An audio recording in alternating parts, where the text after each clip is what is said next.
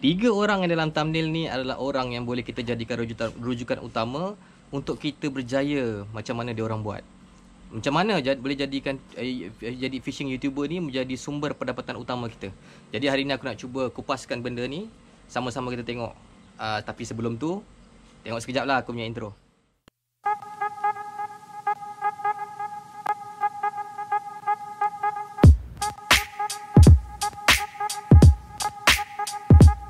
Okay, Assalamualaikum warahmatullahi wabarakatuh dan salam sejahtera kepada semua. Okay, aku doakan korang sentiasa dalam perlindungan, sentiasa diberi kesihatan yang baik, terutama dalam keadaan-keadaan yang genting ni. Sementara kita disambung lagi kita punya tempoh kawalan pergerakan, hendaklah kita patuh kepada kita punya kerajaan punya arahan dan janganlah kita mengingkarinya. Okay, jadi hari ni topik aku nak cuba kupas adalah seorang fishing YouTuber. Mungkin ramai antara penonton-penonton di luar sana, ramai antara kawan-kawan aku, sahabat-sahabat aku dalam YouTube ini seorang fishing YouTuber. Tetapi sejauh mana kita boleh bawa kerjaya kita ni ke arah satu level yang tinggi yang boleh mana kita jadikan dia sebagai sumber pendapatan utama. Dalam video kali ini aku nak menjadikan rujukan contoh 3 orang yang boleh katakan, bukan boleh katakan lah, memang dah berjaya lah. Di mana yang sejauh mana yang aku tahu, mereka bertiga ini sudah mencapai subscribernya lebih daripada 100,000, di mana kalau kita tengok dalam industri YouTube di Malaysia ini boleh katakan satu pencapaian yang sangat membanggakan. Lebih-lebih lagi channel kita ni fokus kepada satu benda utama, niche, iaitu memancing.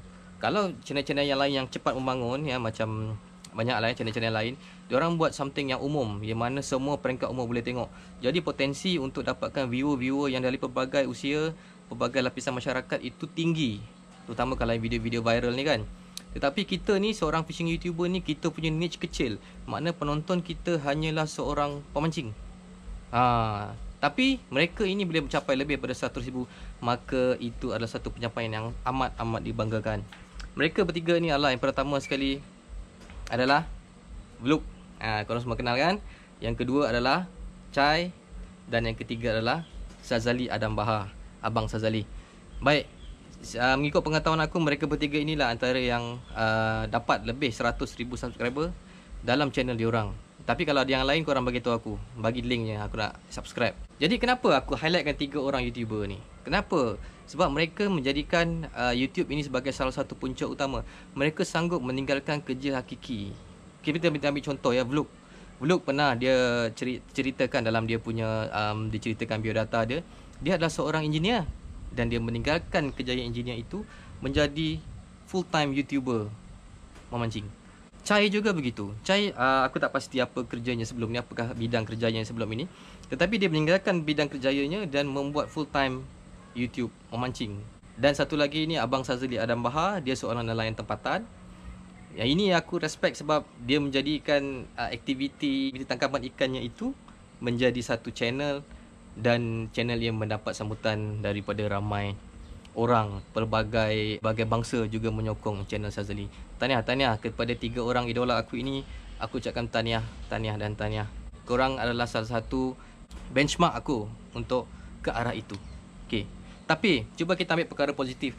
Kenapa diorang boleh buat? Apa bezanya kita dengan mereka? Macam mana kita nak ke arah, macam mana kita nak mengikut hala tuju mereka? Mengikut aku punya pemerhatian ya, mereka ini, okay, antara YouTuber-YouTuber yang lain yang aku buat rujukan, antaranya Jambang Angler, okay, Abang Ijoy, Fazul Zahrin, apa nama YouTube dia, Ijoy, Ozmi Ajak, Mubin Saad, Kumpau Angler, ramai lagi ya, Nabilo Marcelo.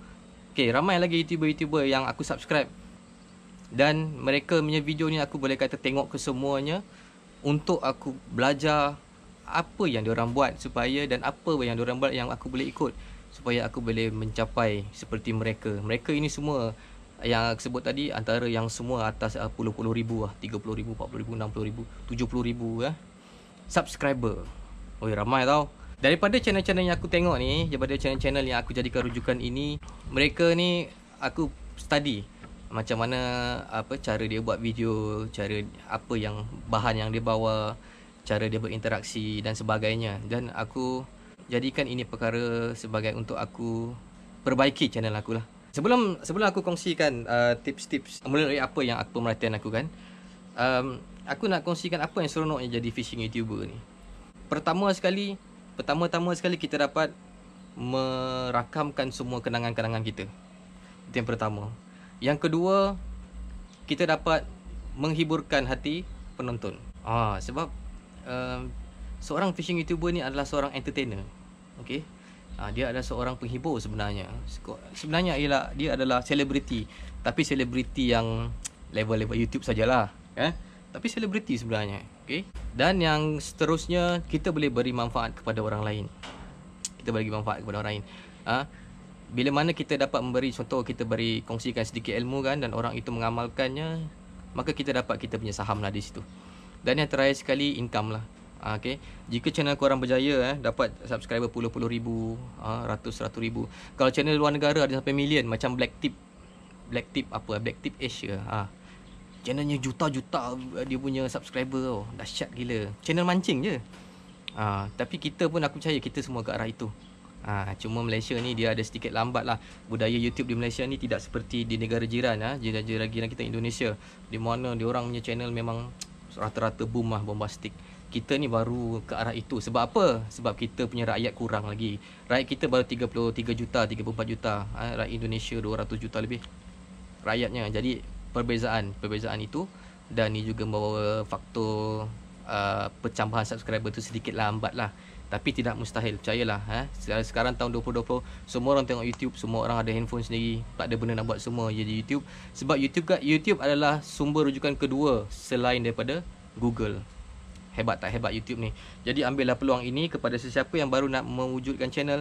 Teruskan, aku cakap teruskan. Siapa yang dah ada, kembangkanlah, jangan putus asa. Income, banyak ke income? Okay, income, kalau nak tahu income-nya, ada income rahsia lah. Okay, income ni benda yang private lah, privacy.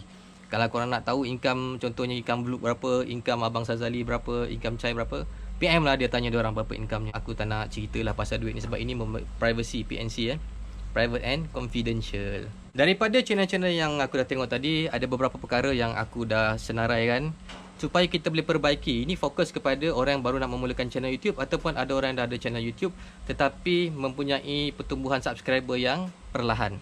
Okey, pertama sekali kita kena ambil kira tentang konten. Konten ini satu benda yang paling utama. Okey, konten ini tidak semestinya ikan yang kita pancing tu adalah ikan yang king, ikan yang rare, ikan yang besar-besar. Tak perlu sebenarnya. Ikan puyuh pun, kalau hatta kita mancing ikan puyuh pakai joran teleskopik pun, kalau kita tahu perjalanan penyusunan cerita yang kita nak bawa ini, maka kita boleh memberi hiburan kepada penonton. Yang penting jalan cerita tu, daripada mana, contoh kan, aku bagi contoh lah. Katalah kita balik kampung, kita tinggalkan set casting kita pergi mancing ikan puyuh. Korang boleh buat channel daripada korang pergi tebang buluh ke, korang boleh buat tebang pelepas sawit, ikat dan sebagainya, cari cacing, mancing ikan puyuh. Itu juga boleh jadi, sebenarnya boleh jadi punca orang tengok sebenarnya. Sebab tak semestinya semua orang nak tengok strike je. Orang sebenarnya tengok YouTube sebab nak tengok perjalanan cerita, cara korang berkongsi dan sebagainya. Itu dia kan, satu, konten. Kedua, komunikasi. Setiap channel YouTube, seorang YouTuber mestilah berkomunikasi dengan penonton dia. Maksudnya kalau kita pergi mancing, kita tak boleh datang-datang terus baling.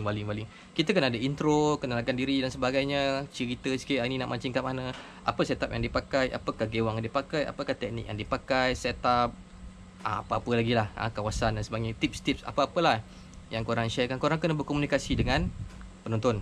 Tapi pula komunikasi ni ada halangan bila ada orang-orang public lah. Kita segan sikit lah nak cakap sorang-sorang.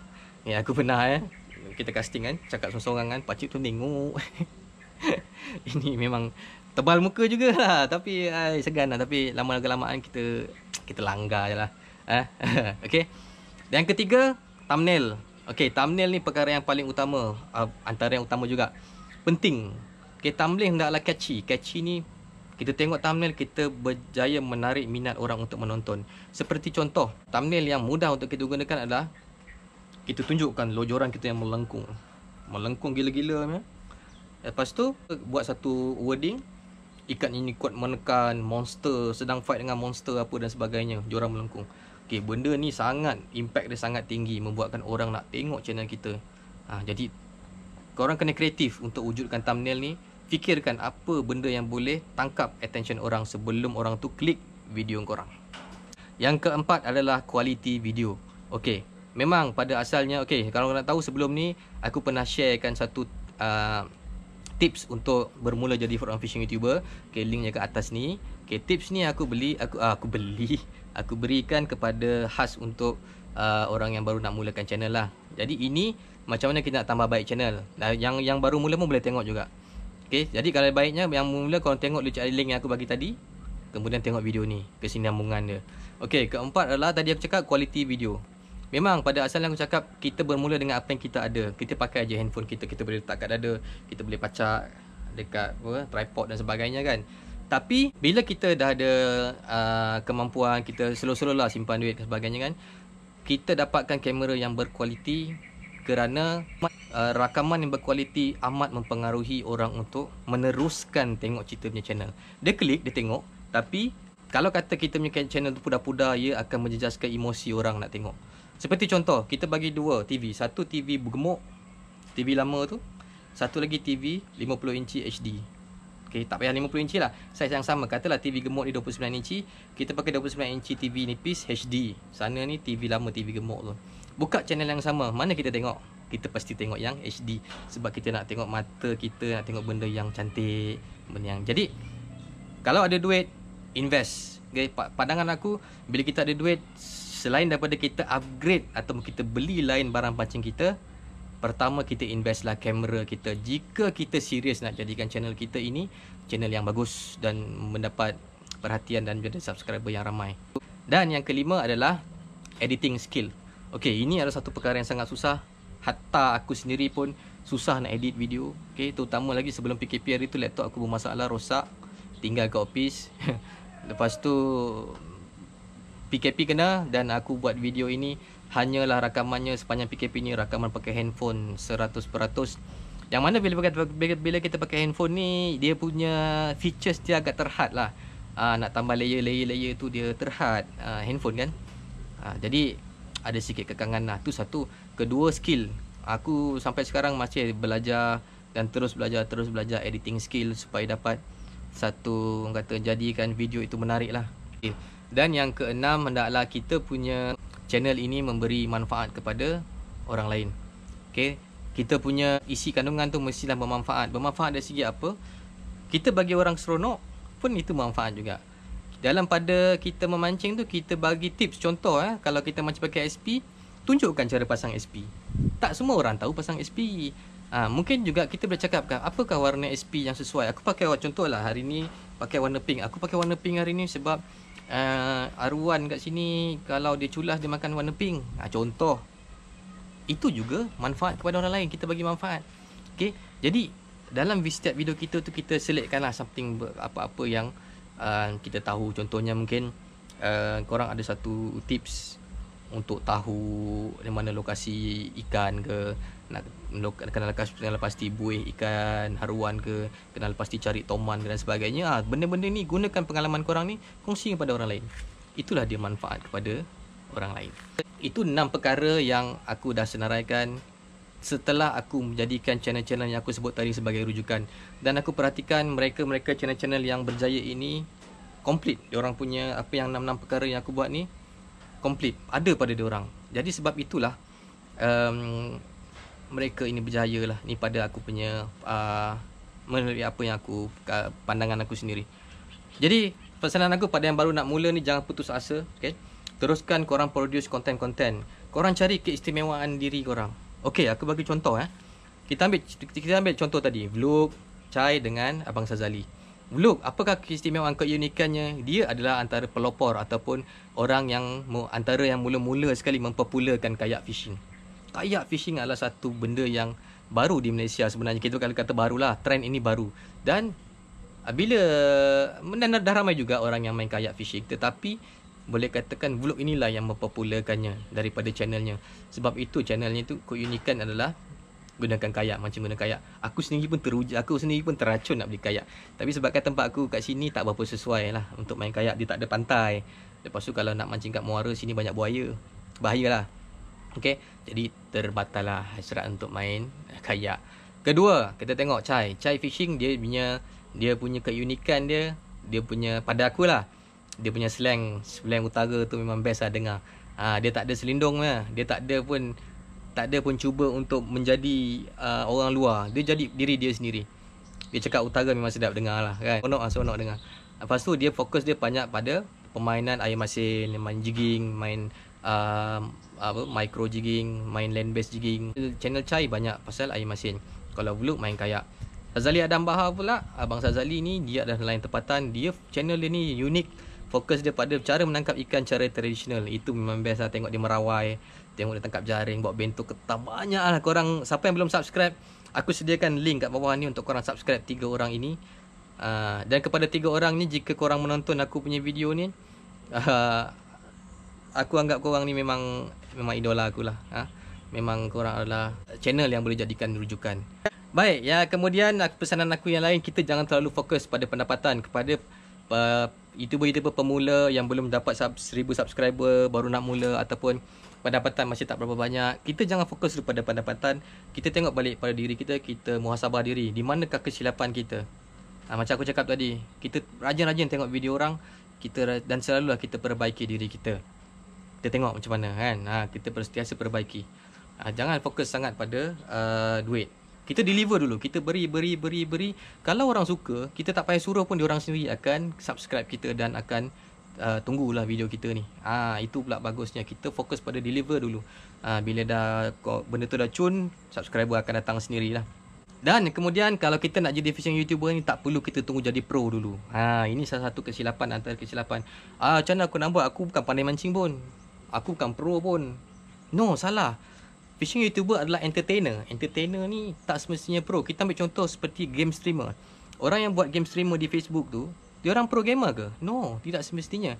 Memang ada yang pro, tapi antara kebanyakan dia orang tidak perlu jadi pro. Sebab kuncinya adalah kita nak hiburkan orang lain. Kita nak jadi kita ni adalah content creator. Kita adalah influencer. Kita adalah kita sharekan cara kita berinteraksi dengan orang. Itu sebenarnya yang orang nak tengok. Skill pancing apa semua tu jatuh perkara nombor 2 sebenarnya. Personality kita tu, channel kita tu, pembawaan kita itu sebenarnya. Okay? Jadi tak perlu tunggu korang jadi pro. Alah, aku pun pakai barang murah-murah aja. No, salah. Pakai, teruskan. Okay? Even korang macam pakai teleskopik je pun channel korang, aku yakin lah. Kalau tidak, kenapa Abang Sazali berjaya dengan channelnya hanya pakai jaring, pakai rawai? Itu kita ambil tengok. Kita tengok benda ni, okay? Jadi pada siapa yang tak berpeminat jadi YouTuber, teruskanlah korang jadi penonton. Teruskan jadi supporter YouTuber Malaysia ini. Okay? Kerana tanpa korang, tanpa penonton-penonton, tanpa subscriber, YouTuber ini tidak akan bersemangat untuk terus produce video. Sebab bila kita produce video, ada sambutan yang positif, okay? Banyak orang beri kata-kata positif. Jadi ini sebenarnya membakar semangat kami ni untuk membuat video. Terus video lagi. Okay? Kalau contohlah kita buat video tak ada orang tengok, tak ada orang nak tengok kita punya video, siapa yang nak teruskan buat video kan? Okay? Jadi akhir kata pada aku, okay, mana yang channel-channel yang aku tak sebut yang berjaya, aku minta maaf. Kalau aku banyak lagi channel, ada banyak yang aku suka tengok cara dia orang cakap. Contohnya City Dude Fishing, cara dia communicate, aku suka tengok. Okay, ada banyak lagi, ada banyak channel. Kalau aku nak sebut satu-satu besok tak habis. Okay, ini pun aku cakap dah 20 minit lebih. Aku cuba cakap dalam pace yang laju, tapi still juga video ni panjang. Itu aku punya habit lah, suka bercakap, suka bersembang lah. Sama-sama musim-musim PKP ni aku tak bersembang dengan orang, yang bersembang dengan bini aku je. Jadi korang lah, walaupun aku sebenarnya cakap on kamera, tapi korang sebenarnya aku tahu korang bersama dengan aku, insyaAllah. Okay, jadi kepada yang semua penyokong-penyokong, jadikan, gunakanlah masa PKP ini, okay? Tontonlah video kawan-kawan kita, tontonlah YouTuber yang ada di Malaysia ini, fishing YouTuber di Malaysia ni, support diorang, okay? Dalam masa-masa sukar diorang tak boleh nak keluar mancing. Mana yang full time YouTuber itu, jadi pendapatan mereka terjejas. Jadi kita bantu dengan cara kita tengoklah videonya, tengoklah berkali-kali, tengoklah semua video-videonya, kita support each other. Kalau bukan kita, siapa lagi nak tolong antara kita, okay? Kita dalam satu rumpun yang sama kan, kita cari rezeki daripada tempat yang sama, teknik kita pun sama. Okay, itu saja guys. Hari ni inilah dia topiknya, sembang-sembang kosong saja. Dan semoga apa yang aku ceritakan ini, jika ada silap aku minta maaf, okey. Salah silap minta maaf. Aku minta maaf juga kepada tiga orang, okey, Chai, Vlog dan juga Abang Sazali kerana menjadikan channel korang sebagai contoh. Tapi aku anggap channel korang memang channel yang berjaya dan sesuai dijadikan panduan dan pedoman oleh YouTuber-YouTuber yang lain. Okey. Okey, itu saja. InsyaAllah kita jumpa lagi next video. Aku fikirlah topik-topik apa yang boleh sesuai untuk kita kongsikan. Dan selagi tidak habis PKP, maka di sinilah studionya di kereta buruk aku ni. Okay. Aku rasa ini tempat yang paling aku selesa. Bukan apa, sebab aku dapat tengok luar, kena-kena angin, dengar-dengar burung. Dia tenang sikit lah. Kalau dalam rumah tu, korang pun faham kan, joran tu dah pandai bergegar sendiri kan. Okay. Okay guys, stay safe, stay at home. Jangan pergi mancing, okay. Dan aku doakan korang sentiasa dalam keadaan selamat dan sihat lah. Okay, jumpa lagi ke next video. Assalamualaikum warahmatullahi wabarakatuh.